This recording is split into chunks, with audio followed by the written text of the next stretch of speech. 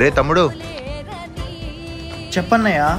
రే తమ్ముడు, అది నీ దగ్గర 1000 రూపాయలు ఉంటాయిరా, నా దగ్గర డబ్బులు లేవు. కావాలంటే నా శాలరీ పడగానే తిరిగి ఇచ్చేస్తారా? అన్నయ్య 1000 రూపాయల కోసం నా దగ్గర చేయి చెప్పి అడగకు. చైతి ఫోన్పే చేసా చూడన్నయ్యా. అలా చేయి చెప్పి అడగకన్నా, లేవంటే అడుగు ఇస్తా. అన్నా డబ్బులు ఇచ్చినా నాన్నతో చెప్పకు, ఇంకా ఏమైనా అవసరం పడితే అడుగు ఇస్తా. సరే చెప్పనులేరా.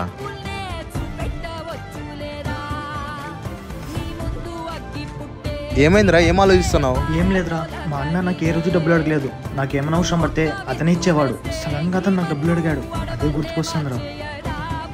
మా అన్న డబ్బులు అడిగినప్పుడు అతని ముఖంలో బాధను చూసినారా, అప్పటి నుంచి అప్సెట్గా ఉంది.